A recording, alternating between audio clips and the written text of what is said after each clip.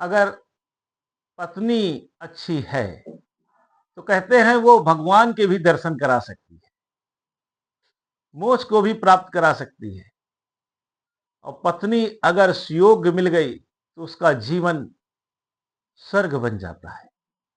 लेकिन अगर पत्नी अच्छी न मिली, कहीं खराब मिल गई, तो इसमें भी कोई संशय नहीं है कि मनुष्य का जीवन नरक हो जाता है। एक नहीं, सैकड़ों कथाएं शास्त्रों में भरी पड़ी हैं, या ऐसी कथाएं समाज में व्याप्त हैं। बहुत जगह ऐसी नजीरें मिलती हैं, समाज में देखने को मिलता है कि जिनका हमसफर साथी बढ़िया मिल जाता है, उनका जीवन वास्तव में एक फूलों की सेज बन जाता है। ऐसी ही एक कथा हम आपको सुनाने का प्रयास कर रहे हैं। अगर आप लोगों को अच्छी लगे तो अवश्य ही उसको देखिएगा और विचार कीजिएगा। मित्रों, ये कथा है एक जो शिव भक्त था, बाबा भोलेनाथ का व्यक्ति रामदास। ये कथा मैंने अपने आरंभिक जीवन में सुनी थी, वही मैं आपको सुना रहा हूं। तो ये रामदास एक ऐसा व्यक्ति था जो बाबा शिव के दर्शनों के लिए उनकी सेवा किया करता था, नित्य उनकी आराधना करता, और जो कोई उसको मिलता उसको वो जो है उससे भगवान शिव की ही बातें किया करता था। बाबा शिव के लिए उससे जो भी बन पड़ता वही किया करता, लोगों को भोजन कराता, और इसी तरह से उसका जीवन चल रहा था। एक बार उसकी मुलाकात एक सज्जन से हुई। उन्होंने कहा, रामदास, तुम विवाह क्यों नहीं कर लेते? अब तो तुम्हारी उम्र भी हो गई है, और अगर विवाह कर लोगे तो तुम्हें खाना की समस्या, भोजन की समस्या समाप्त तो हो जाएगी। घर में खाना बनाने वाली आ जाएगी, घर गृहस्थी संभालने वाली आ जाएगी, तुम्हारा घर खुशियों से भर जाएगा। कोई अच्छा मुहूर्त देख करके उससे विवाह कर लो। तो रामदास ने उससे कहा, भैया ये बताओ, आजकल अच्छी पत्नी मिलती कहाँ है? और मुझे तो ऐसी ही पत्नी चाहिए जो मुझसे भी अधिक भगवान शिव को मानने वाली हो, उनकी पूजा व आराधना करने वाली हो। अगर तुम्हें कोई ऐसी पत्नी मिल जाए तो मुझे अवश्य बताना, मैं उससे यथाशीघ्र विवाह करूंगा। उस व्यक्ति ने रामदास को बताया कि एक ऐसी ही कन्या है, और वो कन्या तुम्हारे जीवन को धन्य कर देगी, क्योंकि वो तुमसे भी बड़ी शिव भक्त है। अब मैं तुम्हारी बात उसके माता पिता से चलाता हूं। उस व्यक्ति ने उस कन्या के माता पिता से बात की। जब बात पूरी हो गई और वे लोग तैयार हो गए, तो उसके बाद रामदास को बताया कि कन्या की एक शर्त है।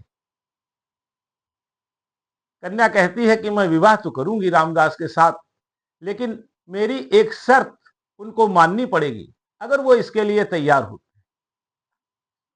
तो उसी शर्त पर मैं विवाह करूंगी। रामदास ने पूछा, भैया ऐसी क्या शर्त है उसकी? उस व्यक्ति ने कहा, कन्या कहती है अगर वो प्रतिदिन 10 लोगों को शिव के नाम पर भोजन अगर लोगों को कराएंगे, किसी भी दिन इसमें छूटना नहीं चाहिए, किसी भी दिन बंद नहीं होना चाहिए। नित्य प्रतिदिन 10 लोगों को अगर वो भोजन कराएंगे तो मैं उनसे खुशी खुशी विवाह कर लूंगी। रामदास ने कहा, ठीक है, मैं उस कन्या से अवश्य ही मिलूंगा। उसने देखा रामदास के साथ गया और कन्या को देखा। कन्या अद्वितीय सुंदर थी। ऐसा लगता था जैसे सारी निश्चलता और सरलता जो भक्त के अंदर होती है, जो तेज होता है, वो संपूर्ण उसके अंदर झलक रहा था। चेहरा तो दमकता ही था। उसको देख करके रामदास मोहित हो गया। उसने कन्या से बातचीत की। कन्या ने पुनः वही अपनी शर्त दोहराई। रामदास ने उस शर्त को स्वीकार कर लिया और उसने कहा, अब मुझे किसी मुहूर्त की आवश्यकता नहीं रह गई है। अब मैं इसी हफ्ता, एक सप्ताह के अंतर्गत ही मैं उससे विवाह करूंगा। कन्या ने निश्चित समय पर रामदास के साथ उसका विवाह हो गया। उस विवाह को हो जाने के बाद रामदास का जीवन बढ़िया तरीके से गुजरने लगा। अब जैसे जैसे जीवन गुजर रहा था, रामदास प्रतिदिन शर्त के मुताबिक 10 लोगों को भोजन कराता था। अब 10 लोगों को भोजन कराता था, इतना पैसा कहां से आता? तो रामदास अपने माँ बाप की, पुरखों की जो जमीन संपत्ति जायदाद थी, उसी से खर्चा कर रहा था। निश्चिंत होके दिन बड़े आराम से गुजर रहे थे। लेकिन कहते हैं, अगर कुआं भी पैसे से भरा होता है और मुट्ठी भर भर के खर्च करो, एक दिन वो भी आ जाता है जिस दिन वो खर्च हो जाता है, जिस दिन वो कुआं खाली हो जाता है। वही रामदास के साथ होने लगा। रामदास के पास अब पैसों का अभाव होना शुरू हो। तो रामदास ने क्या किया, जो गांव के सेठ, साहूकार, किराने वाले जो भी थे, उनसे सबसे पैसा उधार लेना शुरू कर दिया। किराने से सामान उधार लेना शुरू कर दिया और इस तरह से अपने ऊपर कर्ज बढ़ाता गया।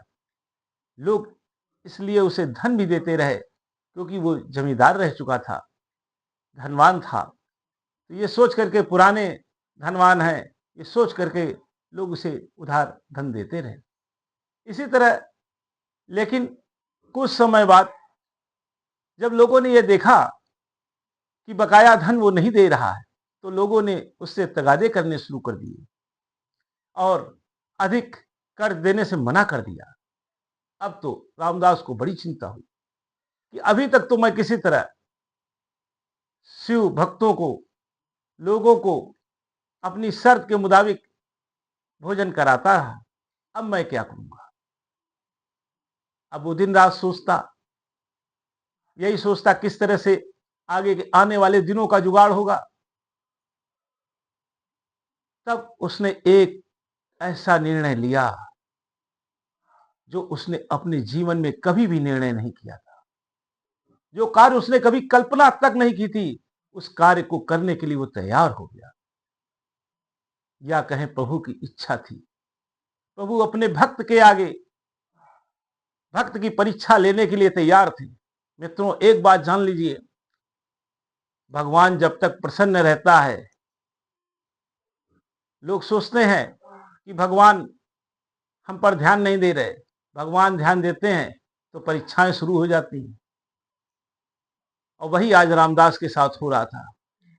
भगवान उसकी परीक्षा लेना चाहते थे।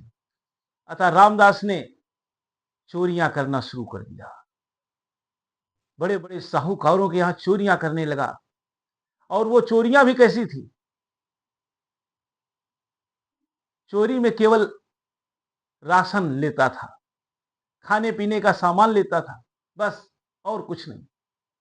लोग कहते थे, बड़ा अजीब चोर है, आता है और हमारे यहां रसोई का सामान उठा ले जाता है, खाने पीने का सामान ले जाता है, कहीं आटा ले जाता है, कहीं तेल ले जाता है, कहीं मसाले ले जाता है।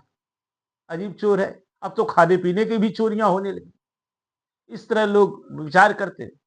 लेकिन रामदास को इससे कोई फर्क नहीं था कि वो पाप कर रहा है या पुण्य कमा रहा है। उसको तो बस एक ही चिंता थी, किसी तरह उसे कम से कम 10 लोगों को शंकर भगवान के नाम पर, शिव और पार्वती के नाम पे उसे भोजन कराना था। 10 से कम संख्या न हो, भले 15 हो जाए, भले 20 हो जाए, यही रामदास लगातार सोचता था। रामदास की ये प्रक्रिया चल रही थी, लेकिन इसमें भी बड़ी कठिनाई आ रही थी, क्योंकि अब चोरियां भी हमेशा नहीं की जा सकती। लोग सजग हो रहे थे। तो रामदास ने अब इससे भी आगे एक कदम बढ़ाया। वो समझ गया अब ज्यादा समय तक चोरी नहीं कर सकता, तो वो जंगल में जाकर के बैठ जाता। एक बड़े सा छुरा उसने खरीद रखा था। जब कोई जंगल से निकलता, कोई सेठ साहूकार, तो उसे लूट लेता था और उसके सारे गहने पैसे छीन लेता था। उनसे ला करके वो भोजन कराता। अब बाबा भोलेनाथ से रामदास की परेशानी देखी न जा रही थी।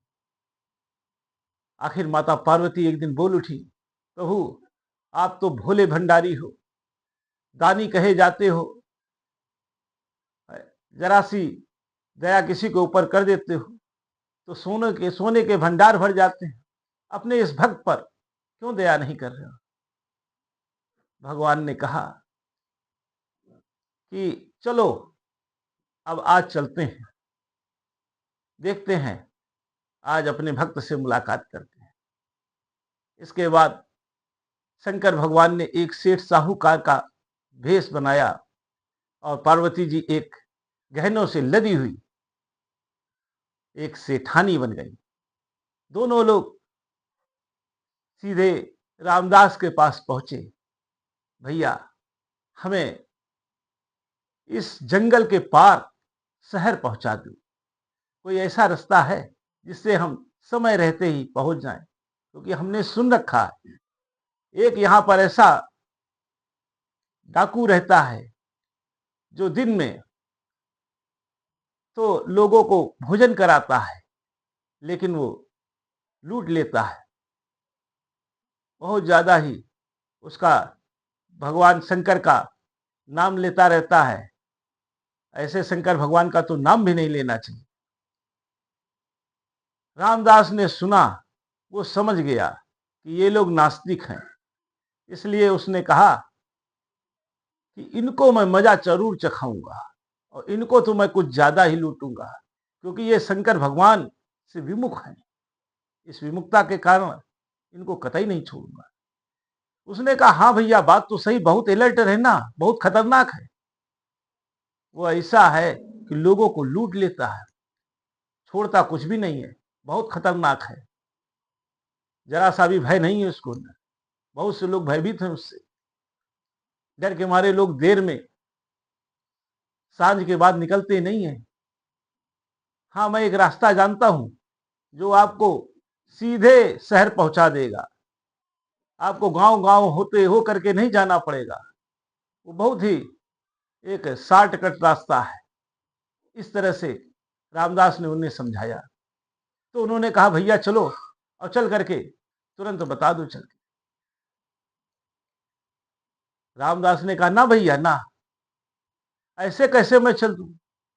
मैं आया था यहाँ कुछ सामान खरीदने के लिए, कुछ लोगों को भोजन कराना है, और मैं तुम्हारे साथ चल दूं? तो ऐसा है कि मैं पहले उनको भोजन कराऊंगा, सामान ले जाके घर में रख दूं, और तब फिर मैं चल सकता हूं तुम्हारे साथ। भले मैं भोजन ना कराऊं, सामान राशन जो है घर पहुंचा जाऊं। तो उन्होंने कहा ठीक है, ऐसी बात है तो तुम पैसा हमसे ले लो। और पार्वती जी ने कहा हाँ हाँ, तुम जितना चाहिए उससे ज्यादा ले लो, लेकिन भैया जल्दी ही आना। इसके बाद रामदास ने उनसे धन लिया और धन लेकर के गया, जल्दी से राशन खरीद करके वो घर में पत्नी को रख के आया और कहने लगा कि अब चिंता मत करना, अब आगे 10 सालों तक की व्यवस्था हो जाएगी। आज इतनी व्यवस्था हो जाएगी, जिन भक्तों को खिलाना उनसे बता देना, अब चिंता करने की कोई बात नहीं है। वो आपके 10 साल भोजन की व्यवस्था करने के लिए गए। इसके बाद रामदास आ गया उन सेठ और सेठानी के पास और उनको लेकर के चल दिया। आगे आगे चलता जाता पीछे पीछे सेठ और सेठानी चलते जाते। देखिए क्या गति है, भगवान चल रहे हैं भक्त के पीछे। यही कहते हैं, भक्त चाहता है तो भगवान उसके बस में होते हैं। रामदास ने कभी स्वप्न में भी नहीं सोचा होगा कि भोलेनाथ और पार्वती, जिनको वो दिन रात जपता रहता है, जिनके लिए वो सब कुछ सोचता रहता है, आज वो उसके पीछे पीछे चल रहे हैं और वो उन्हें लूटने की मन ही मन योजना बना रहा है। किस तरह लूटेंगे, क्या क्या लूटेंगे, कुछ भी नहीं छोड़ेंगे। जब वो घने जंगल में पहुंच गया, घने जंगल के मध्य में जाकर के जब बीचों बीच में पहुंच गया तो रुक गया। उसने अपना बांधा हुआ साफा, जो कि एक अंगोछा टाइप में जो कपड़ा था, उसको उतार के फेंक दिया और अपनी चाकू निकाल करके खड़ा हो गया और कहने लगा, जो कुछ भी है यहीं पर रख दो, मैं ही हूं वो रामदास डाकू। अब शंकर भगवान कांपने लगे। शंकर भगवान को कांपते हुए देख करके पार्वती ने मन ही मन कहा, प्रभु आप तो किसी से भी नहीं कांपे। कोई कितना से बड़ा राक्षस आया, किंतु आप जरा सा भी नहीं कांपे, न थरथराए, और आज कांप रहे हो। भगवान ने कोहनी मारी, कहा तुम भी कांपो। पार्वती जी भी कांपने लगी। अब सेठानी और सेठ कांपने लगे और उन्होंने अपना सब कुछ उतार रखा और रामदास को दे दिया। रामदास ने क्या किया, देखा, अरे सेठानी जी, ये आपके हाथ में अभी भी एक छल्ला पड़ा हुआ है। अरे ये छल्ला क्या करेंगे, इसको उतार दीजिए। सेठानी बोली, अरे भैया ये छोटे पर से ही है मेरे पास, बहुत लंबा समय हो गया है, अरे कम से कम ये तो छोड़ दो। कहा नहीं नहीं नहीं नहीं, इसको नहीं छोड़ेंगे। कहा भैया ये उतरती ही नहीं है। कहा अगर नहीं उतरेगी तो मैं उंगली ही काट लूंगा, लाओ उंगली। और उसने उंगली पकड़ ली, सेठानी की उंगली पकड़ ली और उनको काटने के लिए तैयार हो गया। सेठ और सेठानी कांप रहे हैं और वो उंगली काटने जा रहा है। जैसे ही उंगली काटने को हुआ, वैसे ही शंकर भगवान और पार्वती जी प्रकट हो गए। जैसे ही देखा कि शिव और पार्वती, रामदास तो चक्कर में पड़ गया। ये क्या, मैं ये क्या देख रहा हूं। उसने अपनी आंखें बंद की, फिर खोली, आगे पीछे हटा, देखा क्या, शंकर भगवान और पार्वती खड़े मुस्कुरा रहे। कहा कहो रामदास, और रामदास को अपनी अंगूठी दे दी। पार्वती ने कहा ये इसको भी लो। कहा नहीं, वो भगवान के चरणों में गिर गया, रोने लगा, अश्रुधारा बनाने लगा, कहने लगा, ये प्रभु मैं कितना बड़ा कपटी हूं, मैं अपने प्रभु को ही लूटने जा रहा हूं, मैं अपने प्रभु को ही लूट रहा हूं, मैं बहुत बड़ा पापी हूं, मुझसे ऐसा अभागा पापी कौन होगा आज इस सारे संसार में, मुझ जैसा पतित कौन होगा। दोनों आंखों से गंगा यमुना की धारा बहाने लगा, छाती पीटने लगा, सिर पीटने लगा। भगवान ने उसको रोका, उठाया, कहा नहीं, तुमने अपने लिए तो कभी कुछ किया ही नहीं, तुम सब कुछ तो मेरे लिए ही करती है, हमेशा तुमने दूसरों के लिए किया है। अरे अपने लिए तो तुम पति पत्नी तो भूखे पेट भी सो गए हो, लेकिन तुमने हमेशा यह ध्यान रखा है कि कोई भक्त, शिव भक्त, कोई भी भक्त भूखा न जाए, भूखा न रहे। तुमने सदैव दूसरों के लिए किया, तुमने कहीं कोई पाप नहीं किया, तुम तो मोक्ष के अधिकारी हो। और मैं तुम्हें यह वरदान देता हूं कि तुम्हें अब इस जन्म में कभी कोई इच्छा तुम्हारी अधूरी नहीं रहेगी। और तुम 10 साल के लिए कह रहे थे, 10 साल के लिए सोच रहे थे, जब तक तुम्हारा जीवन रहेगा, पूरे जीवन भर कभी भी तुम्हें पैसे की समस्या नहीं आएगी, रुपयों की समस्या नहीं होगी। तुम जितना चाहोगे उतना लोगों को भोजन कराओगे। तुम 10 को सोचते थे, अब तुम हजारों लाखों लोगों को भोजन करा पाओगे। मैं यही सोच के तो आया था। अच्छा रामदास, अब तुमसे मुलाकात हो गई और अब तुम ये लो, सारे जेवर वगैरह दे दिए, सारे जेवरात दे दिए। अब भगवान चलने के हुए, जैसे ही चलने के हुए रामदास ने हाथ जोड़ लिए, प्रभु घुटने मोड़ करके बैठ गया, प्रभु के दंडवत करने लगा। प्रभु ये आप क्या कर रहे हो? ये कैसा विचित्र व्यवहार कर रहे हो, जो जिसके कारण मुझे आपके दर्शन हुए, आप उसको ही भुलाए जा रहे हो। क्या उत्तर दूंगा मैं? अगर मेरी पत्नी ने यह शर्त न रखी होती तो क्या मैं आज आपके दर्शन कर पाता? क्या मैं उन भक्तों को भोजन करा पाता? प्रभु, उसको बगैर दर्शन दिए अगर आप चले जाओगे तो मैं उससे क्या कहूंगा? भगवान ने कहा, अगर तुम्हारी ऐसी इच्छा है, यही सही, चलो हम लोग वही दर्शन करा दो। चलो। वैसे ही भगवान फौरन शिव और पार्वती छोटे रूप में बन गए और गोदी में उनको उठा लिया रामदास ने, और ला करके अपनी पत्नी के पास बोला, अरे भाग्यवान कहाँ हो, आओ और शिव पार्वती के दर्शन कर लो। देखो, जैसे ही रामदास की पत्नी ने देखा, एक छोटा सा लड़का और एक लड़की, रामदास उनको गोदी में उठाए हुए बड़े सुंदर लग रहे हैं। अनोखी आभा उनके चेहरे से प्रकट हो रही है। ऐसा लगता है उनके आने से वहां का मौसम भी बढ़िया हो गया, सुहाना हो गया। ये देख करके उन्होंने कहा कि हाँ, शिव पार्वती ही है, और ले करके उनको गोदी में चूमने लगी और उनको प्यार करने लगी। उसी समय शिव और पार्वती अपने रूप में आ गए, उसको आशीर्वाद दिया। और आशीर्वाद देने के बाद कहा, रामदास अब तो हम लोग जा सकते हैं। कहा, हाँ प्रभु, लेकिन प्रभु अगर कभी मेरी इच्छा हो या कभी हम लोग आपको याद करें तो आप जरूर ही अपने दर्शन देना।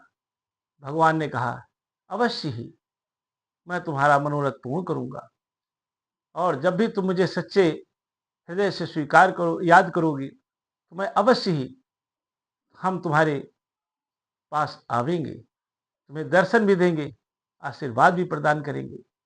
और अपनी सोच इसी प्रकार बनाए रखो, दूसरों के लिए हमेशा जीवन होना चाहिए। इसीलिए कहा गया है फर्ज आदमी का औरों के काम आना, जीना है उसी का जिसने ये राज जाना। भोलेनाथ की जय हो।